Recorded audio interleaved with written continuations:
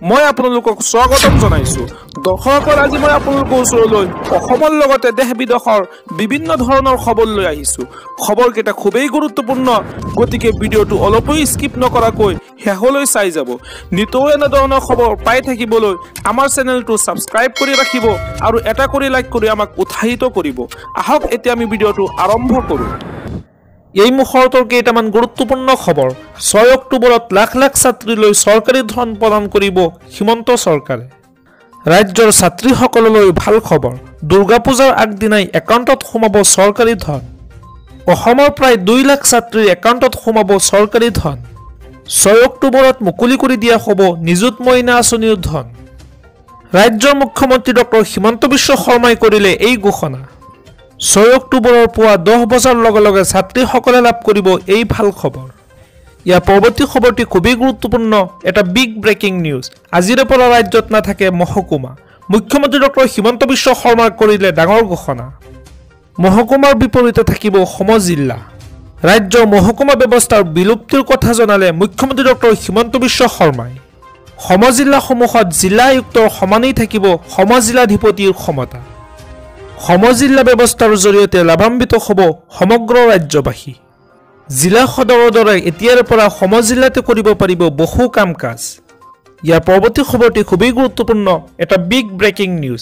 500 টকাত দিম gas cylinder. মুখ্যমন্ত্ৰী ডক্টৰ হিমন্ত বিশ্ব শৰ্মাৰ বৃহৎ ঘোষণা। লাখ লাখ লোকক উদ্দেশ্য কৰি মুখ্যমন্ত্ৰী ডক্টৰ হিমন্ত বিশ্ব শৰ্মা কৰিলে বৃহৎ ঘোষণা। কেৱল মাত্ৰ 500 টকাত গেছ চিলিণ্ডাৰ দিয়াৰ প্ৰতিশ্ৰুতি দিলে মুখ্যমন্ত্ৰীজনে। আৰু ইয়াৰ লগতে মহিলাসকলক প্ৰতিমাহে 2100 টকা দিয়াৰ কথা ঘোষণা কৰিছে মুখ্যমন্ত্ৰী ডক্টৰ হিমন্ত বিশ্ব শৰ্মাই। লোকে লোকাৰণ্য সভাত এই কথা ঘোষণা কৰিছে মুখ্যমন্ত্ৰী ডক্টৰ হিমন্ত বিশ্ব শৰ্মাই। আৰু লগতে মুখ্যমন্ত্ৰীজনে কৈছে, যি প্ৰতিশ্ৰুতি দিছো সকলো পূৰণ কৰিম। লাখ লাখ লোকক উদ্দেশ্য কৰি মুখ্যমন্ত্ৰী ডক্টৰ হিমন্ত বিশ্ব শৰ্মাই এই বৃহৎ ঘোষণা কৰিছে। ইয়াৰ পৰৱৰ্তী খবৰটি খুবেই গুৰুত্বপূৰ্ণ, এটা বিগ ব্ৰেকিং নিউজ। ভয়ংকৰ দুৰ্ঘটনা, 10জন শ্ৰমিকৰ কৰুণ মৃত্যু। দেশ জোকাৰি যোৱা ভয়ংকৰ পথ দুৰ্ঘটনা। এই ভয়ংকৰ দুৰ্ঘটনাত 10জনকৈ শ্ৰমিকৰ কৰুণ মৃত্যু আৰু লগতে আন 3জন লোক গুৰুতৰভাৱে আঘাতপ্ৰাপ্ত হৈছে।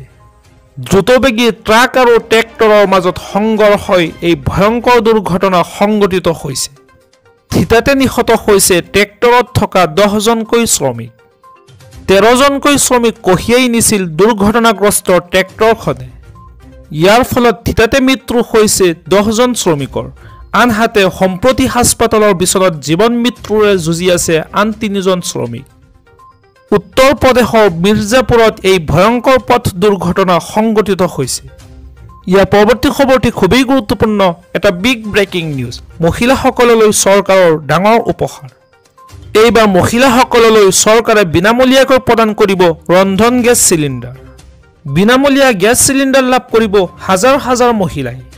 দীপাৱলীৰ পূৰ্বে বিশেষ উপহাৰ দিব মহিলাসকললৈ। প্ৰধানমন্ত্ৰী উজ্জ্বলা আঁচনিৰ অধীনত প্ৰদান কৰিব গেছ চিলিণ্ডাৰ। উত্তৰ প্ৰদেশৰ যোগী আদিত্যনাথ চৰকাৰৰ এয়া বৃহৎ ঘোষণা।